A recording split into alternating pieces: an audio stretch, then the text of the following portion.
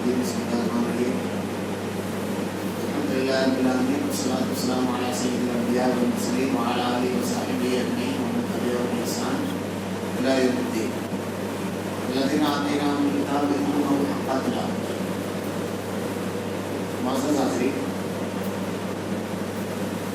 اللہ رب العالمین نے نزول قرآن کا مقصد اور تلاوت قرآن اس کو خود اپنی کتاب میں بیان کرنا ہے کہ جو لوگ تلاوت حق تلاوت کے ساتھ کرتے ہیں.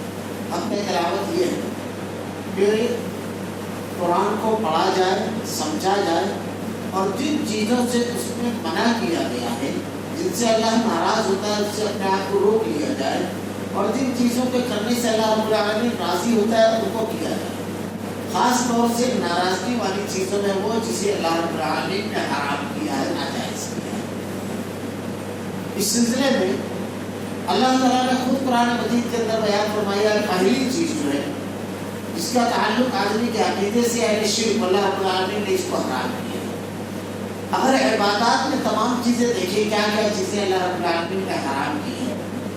اللہ رب العالمین نے غیر اللہ کے علاوہ کسی اور کو پکارنا اس کو حرام قرار دیا ہے، بدعات کو حرام قرار دیا ہے. آدمی اپنے آپ کو عبادات میں ان تمام ممنوع منع کیے ہوئے امور سے روک لے. یہ جاننا بہت ضروری ہے اس کو عبادت میں کن کن چیزوں کو منع کیا گیا اور کس کو کرنے کا حکم دیا گیا ہے.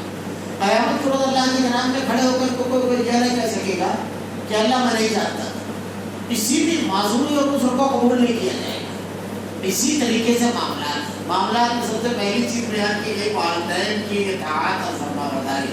میں نے کل اس سلسلے میں کچھ چیزیں بیان کی تھی. یوں تو قرآن حدیث کا مطالعہ کریں تو بڑی تفصیل ہے اس کے اندر.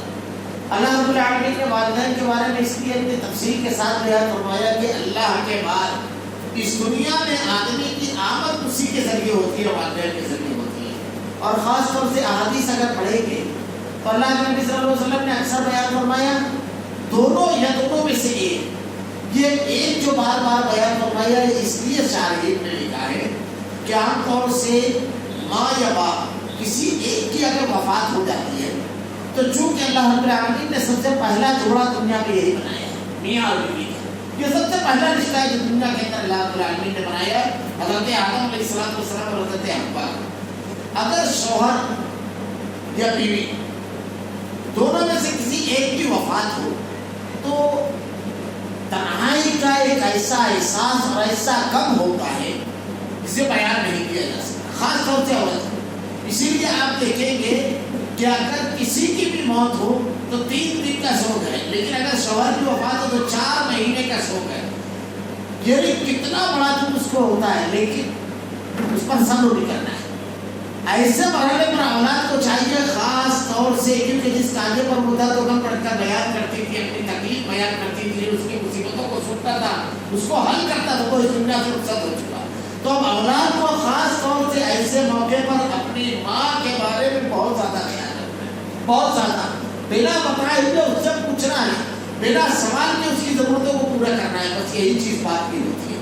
اگر ماں رخصت ہو جاتی ہے تو ایک ایسی شریک سفر جو بولنے سے پہلے اس کی ضرورتوں کو سمجھ لیتی تھی اور اس پر احکام کرتی تھی، وہ رخصت ہو گئی.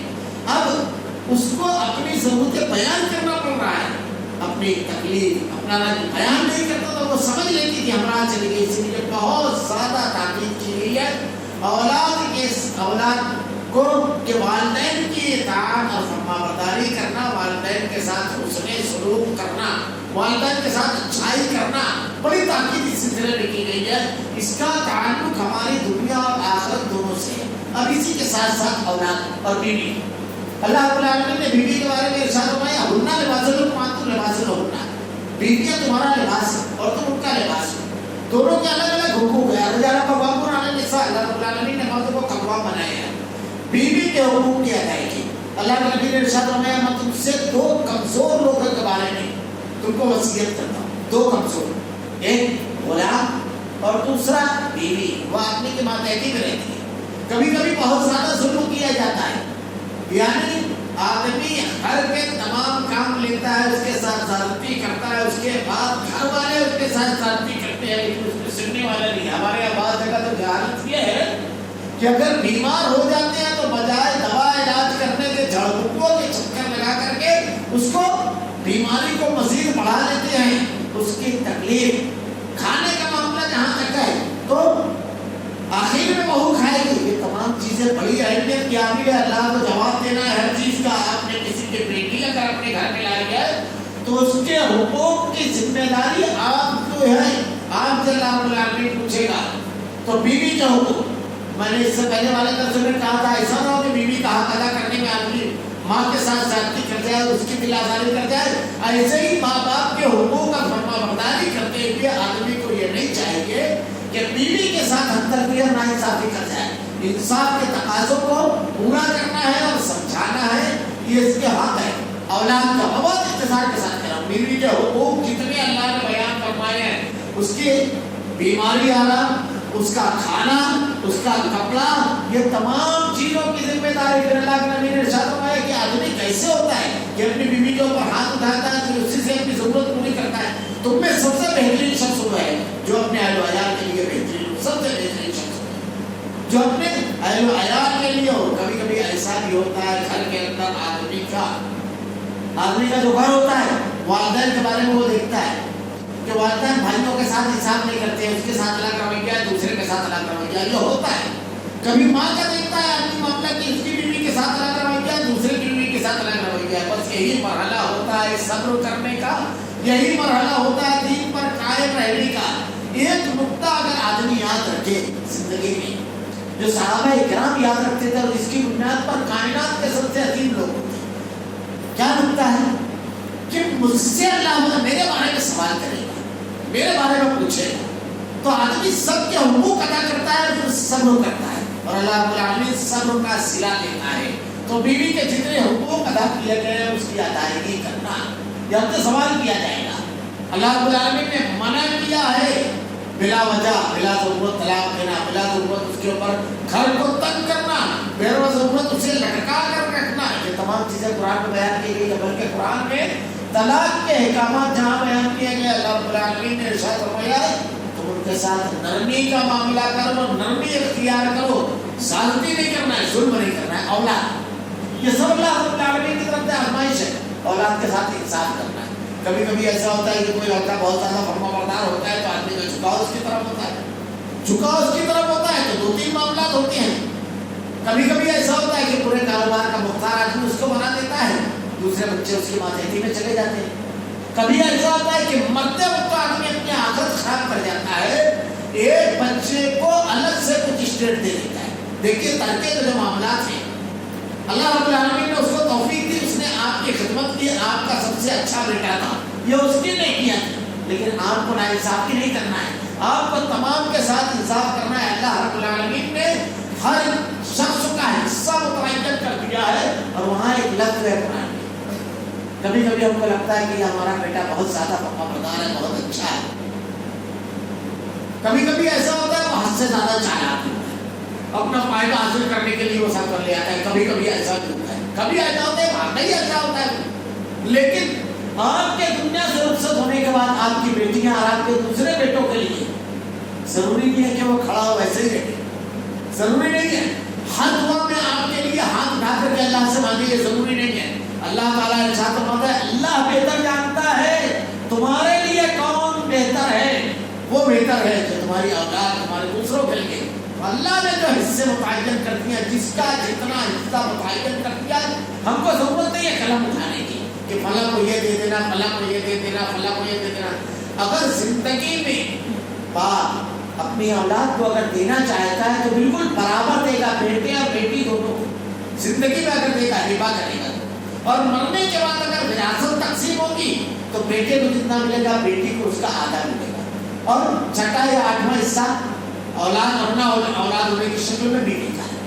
یہ ترکہ اللہ نے متعین کر دیا، ہم کو اس میں کچھ بھی نہیں کرنا ہے، کچھ نہیں سوچنا ہے، لیکن زندگی میں اگر کیا تو انصاف کرنا ہے، چپکے سے کسی کو نہیں دینا ہے، بلکہ سب کو برابر. اللہ کے نبی صلی اللہ علیہ وسلم کے سامنے بڑی مشہور حدیث ہے. نعمان بن بشیر ایک صحابی تھے, ان کے والد نے گھوڑا دینا چاہا ان کو. ہمارے یہاں عام طور پر بہت بڑی غلط فہمی ہے اور بڑا عجیب و غریب المیہ ہے. کبھی کبھی علماء بھی اس سلسلے میں فتویٰ دے دیتے ہیں. ہمارا خود ایک بیٹھک میں جانا ہوا, اس شخص نے اپنے ایک بچے کو قلب شہر میں آدھا کر دیا اور ایک نواسی اور بقیہ بچوں کو ایک اماؤنٹ طے کیا 25,000 روپئے. وہ گھر جو تھا اس کی قیمت آدھے مکان کی قیمت 7.5 لاکھ. تو جب ان کو معلوم پڑا اس کے اہل خانہ نے آ کر شکایت کی, ٹھیک ہے جا کر کے بات کرے گا. میں گیا ان سے گفتگو کرنے کے لیے تو کہنے لگے کہ حافظ صاحب آپ کو معلومات لے کر کے آنا تھا. میں نے کہا کیا معلومات؟ تو کہنے لگے کہ میرا مال ہے, میں جس کو چاہے دوں, یہ میرا اختیار ہے. اور اس کے بعد 2 پنچ اور بیٹھے ہوئے تھے. ایک نے جیب میں ہاتھ ڈال کر کے فتویٰ نکالا, یہ رہا مفتی صاحب کا فتویٰ, یہ ان کا مال ہے, جس کو چاہے گے. میں نے کہا دونوں گواہ اس معاملے کے؟ کہنے لگے ہاں.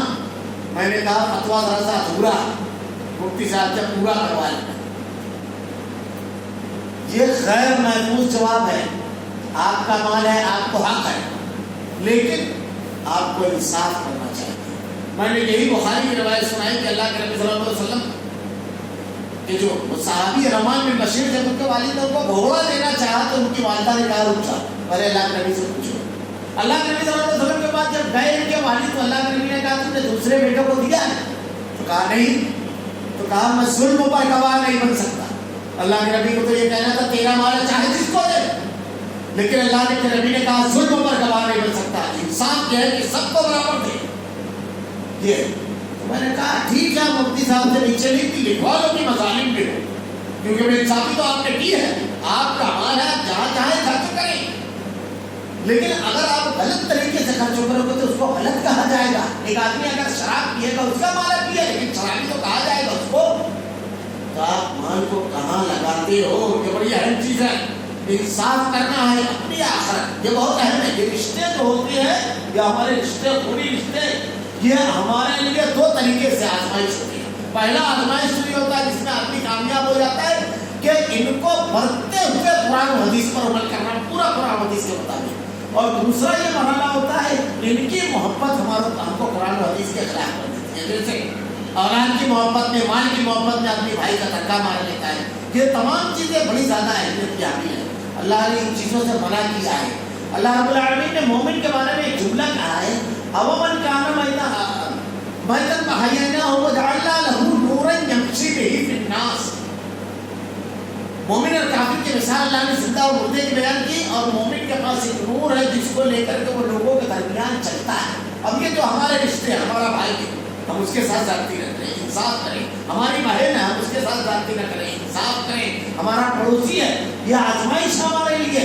شریعت پر ہم عمل کرتے ہیں یا نہیں, اگر اللہ رب العالمین کا نور یعنی کتاب ہدایت قرآن اور حدیث آدمی کے اندر ہے, حق ادا کرنے کی, اللہ رب العالمین کے احکامات پر عمل کرنے کی اگر اللہ رب العالمین کے رضا اور خوشنودی حاصل کرنے کی چاہت ہے, تو پھر وہ یہ نور لے کر لوگوں کے درمیان چلتا ہے, اور اس نور سے اس کے سب رشتے دار فائدہ اٹھاتے ہیں. وہ بیٹا ہے تو فرما بردار ہے, وہ بھائی ہے تو بھائی کی تمام تکالیف میں کھڑا ہو جانے والا, اس کا حق ادا کرنے والا. اگر اس کی بہن ہے تو بہن کا سہارا ہے, اگر بیٹا ہے تو ماں باپ کا فرما بردار ہے, باپ ہے تو اولاد کے ساتھ انصاف کرنے والا, شوہر ہے تو بیوی کے حقوق ادا کرنے والا, بیٹا ہے تو ماں باپ کی خدمت کرنے والا, تاجر ہے تو تجارت داری سے تجارت کرنے والا, حرام لوگوں کو دھوکہ دینے والا نہیں ہے. ہم نے جو قرآن پڑھا اس مہینے میں, جو پڑھ رہے ہیں ہم تلاوت کر رہے ہیں, اللہ تعالیٰ نے یہی بیان فرمایا. اللہ کے نبی صلی اللہ علیہ وسلم کی بعثت کا مقصد جو بیان کیا گیا ہے 2 جملے میں سے پڑھ رہی ہوں. والذی بعث فی الامیین رسولا منہم یتلو علیہم آیاتہ ویزکیہم ویعلمہم الکتاب والحکمہ. اللہ رب العالمین کا بہت بڑا انعام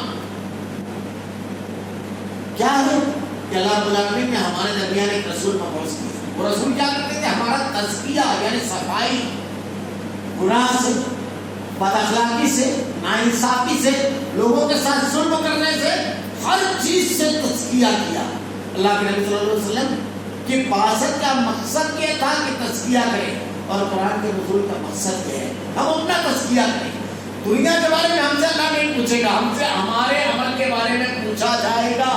ہر شخص سے اس کے بارے میں ولا تصرف حاصل تو کس طرح کوئی کسی کا بوجھ اٹھانے والا نہیں ہے۔ ہم بولتے ہیں فلاں نے ایسا کیا، وہ بھی تو ایسا ہے، ہم کو یہ نہیں، ہم کو خود کیسا بننا ہے، اپنی جگہ اللہ کے نور سے اپنے گھر کو روشن کرنا ہے، عمل کرتے ہوئے اپنے کردار سے اپنے بھائیوں کو سب کے چہرے پر خوشی لانا ہے، ہر کسی کے حقوق ادا کرنا ہے۔ اللہ ولی الذین آمنوا یخرجهم من الظلمات الى النور والنور، اللہ مومنین کا ولی ہے جو انہیں ظلمات سے روشنی کی طرف لے جاتا ہے۔ روشنی اللہ کا کلام، نبی کا فرمان ہے۔ ہم اگر رمضان المبارک میں اللہ کے کلام، اللہ کے نبی کے فرمان کو ہم نے اپنے کردار میں ڈال لیا، اپنے آپ کو اس کے مطابق کر لیا، بس سمجھ لیجیے کہ ہم بالکل کامیاب ہوئے۔ یہ تو ممانعت کا ایک پہلو تھا، عنوان کے طور پر صرف بتا دوں۔ دوسرا پہلو حرام سے بچنے کا، اس میں جو ہے کمائی اور مال کے سلسلے میں، اس میں بھی ہم کو بہت زیادہ دھیان دینا ہے کہ کہیں کوئی حرام مال ہم تک کے نہ پہنچ جائے۔ اللہ کے نبی صلی اللہ علیہ وسلم نے ارشاد فرمایا پریشان حال مسافر ہوتا ہے، سب لٹ چکا ہوتا ہے، اللہ کی جناب میں جو اپنے ہاتھ کو اڑاتا ہے تو اس کی حالت ایسی ہے، قبولیت دعا کی ساری شرطیں پائی جاتی ہے۔ سفر ہے، پریشان حال ہے، بالکل ہر کوئی چیز ہے نہیں، اللہ کے نام میں اپنے ہاتھ کو اڑا کر دعا مانگتا ہے۔ اللہ رب العالمین کہتا ہے میں کیسے تیری دعا قبول کروں، تیرے بدن میں جو مال دوڑ رہا ہے وہ حرام، بہت اہم چیز ہے حرام۔ اپنے آپ کو حرام سے بچانا، کسی کا مال ظلم غصب نہیں کرنا، کسی کے ساتھ بے ایمانی نہیں کرنا۔ اللہ رب العالمین ہم سے سوال کرے گا، 5 سوال قیامت کے روز ہر آدمی سے ہوگا، اس کا جواب دیے بغیر ایک قدم بھی آگے نہیں بڑھا پائیں گے۔ پہلا سوال، تم نے مال کہاں سے کمایا، یہ پہلا سوال ہے۔ کہاں خرچ کیا، مال کہاں سے کمایا، ہمارے پاس کتنا مال ہے، ایک ایک پیسے کا ہم کو حساب دینا ہے۔ مر جائیں گے ہماری اولاد مزہ کرے گی، جو ہم نے اسٹیٹ خود خریدی ہے وہ ہماری اولاد اس پر رہے گی، لیکن حساب ہم کو ایک ایک پیسے کا دینا ہے اور ایک قدم آگے نہیں بڑھا سکتے۔ بڑی اہم چیز ہے، اس لیے جہاں بھی ساتھی ہوئی ہے مال کی فوراً ہم کو سیدھا کریں، جہاں بھی بہت اہم چیز ہے۔ اب اس میں ناجائز طریقے سے کھانا، کاروبار میں ہم نے ناجائز طریقے سے کھایا، کسی کا پیسہ ڈبا لیا، کسی کو دھوکہ دے دیا، کبھی ادارہ کھول کر کے بیٹھے ہیں۔ کل ایک شخص سے سوال کر رہا تھا، بولے مولانا ایک ادارے کے اندر میرے دادا مینجمنٹ میں تھے تو مجھ کو لیا گیا کہ ادارے میں بھی ایک ٹیچر بھرتی ہوا ہے تو اس کا جو رشوت کا پیسہ آیا ہے وہ تقسیم ہوا ہے تو اس میں کتنا پیسہ صدقہ کرنا ہے۔ میں نے کہا پورا حرام ہے۔ اب ہمارے ادارے میں اگر لیا جا رہا ہے تو وہ جائز تھوڑی ہوا، رشوت ہے، اس کا لینے والا دینے والا دونوں کا دونوں، یہ معمولی چیز نہیں ہے۔ ہم تعلیمی اداروں کے بڑے بن کر نہیں بیٹھے ہیں، بلکہ رشوت جمع کرنے والے گروپ کے ساتھی ہیں، معمولی چیزیں نہیں ہیں۔ ایک بندہ مومن ہر چیز کو قربان کر دیتا ہے قرآن و حدیث پر۔ آج ہم اپنے ادارے ہیں، یہ مقامات اللہ تعالیٰ کہتا ہے یا الذین آمنوا لا تأکلوا اموالکم بینکم بالباطل، ہمارے اپنے بھائیوں کا مال باطل طریقے سے رکھا، مختلف ہیلے بہانے سے کسی کا مال ختم نہیں کر لینا ہے۔ مال حرام بڑی ہی خطرناک چیز ہے۔ اللہ رب العالمین سب کی اس کی حفاظت فرمائے۔ ہم کو مال کتنا کمائے یہ اہم نہیں ہے، ہمارے پاس کتنا مال ہے، اگر جائز ہے ہماری نسلوں پر اس کے اثرات رہے گا، ہماری نسلوں کے اوپر اس کے اثرات رہے گا۔ اگر ناجائز رہے گا تو زندگی میں جھگڑے شروع ہو جاتے ہیں، زندگی میں اس مال کے پورے احساس دکھنے لگتے ہیں، بڑی اہم چیز ہے۔ اللہ تعالیٰ نے کہا حرام سے بچو، اپنے آپ کو بچانا ہے حرام سے۔ زندگی میں موقع ہے، توبہ کر سکتا ہے آدمی، اصلاح کر سکتا ہے۔ حلال اور حرام کی تمام چیزیں بالکل واضح کر دی گئی ہیں، الحلال میں والحرام میں، حلال اور حرام کو واضح، جو مشتبہ اس کا چھوڑ دو، اس کے پیچھے نہ لگو۔ بہت ساری چیزیں ایسی ہیں جو شبہ والی ہے، اس کو چھوڑ دیا جائے، اس کے پیچھے نہ لگا جائے۔ یہ حلال یہ عقیدے کا کس میں معاملہ ہے، آدمی کا اگر تقدیر پر ایمان ہے، اللہ نے اگر اس کے حصے میں لاکھوں روپیہ لکھا ہے تو آپ کو ملنا ہے، اپنے عقیدے کو مضبوط کیجیے، بس حلال کے راستے سے کمائیے۔ اللہ آپ کے گھر موبائل کو بھیجے گا، آپ کے گھر بھیجے گا۔ ابھی کچھ واقعات آئے مجھ کو بڑا عجیب لگا، اللہ کیسا رزاق ہے۔ ایک واقعہ ہے، ابھی عرب سے ایک صاحب ایک بہت اہم سفر کے لیے نکلے، وہ کہتے ہیں گھر سے نکلنے لگا، بالکل اجلت میں تھا، کیا کروں کیا کروں، تو اہلیہ نے مرغی بنا کر رکھی ہوئی تھی، اسی کو پیک کر کے دے دیا کہ یہ اب ہمارا جو پلین تھا اس کو ڈائریکٹ اس کو اتر کر کے 4 گھنٹہ 6 گھنٹہ ہاتھ تو تھا، پھر وہ کانفرنسوں میں شرکت کے لیے جانا تھا، ہم لوگ وہاں ان کے تو میں تھوڑا سا اتھارٹی سے اجازت دے کر باہر ٹہلنے نکل گیا. باہر ٹہلنے نکلا تو میں نے ایک خاتون کے دیکھا کہ 2 بچوں کے ساتھ چل رہی ہے اور اس نے کہا کہ بھول گیا میرے بچے بھول گیا. میں نے وہ 2 بھولی تو میرے ہاتھ میں ٹوٹے. واپس آئے تو وہیں پر رپورٹ آئی کہ وہ کانفرنس کینسل ہو گئی ہے. اب وہیں سے ہمارے ایئرپورٹ پر اسی پلین میں بیٹھ کر گیا واپس ہو گئے. تو میں سوچنے لگا تو میں نے کہا یہ پورا سفر یہ تھا کہ اس رزاق نے اس کے بچوں کے حصے میں وہ لکھی ہوئی تھی مرغی وہ دینے کے لیے بتایا. اللہ نے اگر آپ کے حصے میں اس کو لکھا ہے تو دروازے بند ہو جائے، دیواریں بند ہو جائے، وہ آپ کے گھر تک پہنچائے گا وہ انسان، کوئی اس کو روک نہیں سکتا. اس پر تو کوئی چیز آرام سے رہنا ہمیں بچائیے.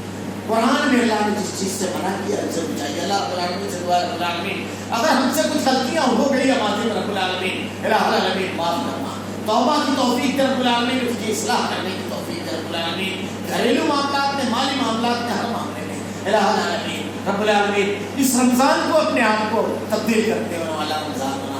اللہ تیرے کلام کی آیتیں، تیرے نبی کی حدیث کو ہمارا کردار و عمل بنا دے رب العالمین. اللہ تو ہی ہدایت دینے والا، تو ہی رحم کرنے والا ہے رب العالمین الہ العالمین. گناہ سے توبہ کی توفیق دے رب العالمین. آخری ایام میں خوب عبادت کی اہل خانہ کے ساتھ توفیق دے رب العالمین الہ العالمین. ہمارا خاتمہ ایمان پر فرما. ربنا لا تزغ قلوبنا بعد إذ هديتنا وهب لنا من لدنك رحمة إنك أنت الوهاب. سبحانك اللهم وبحمدك أشهد أن لا إله إلا أنت أستغفرك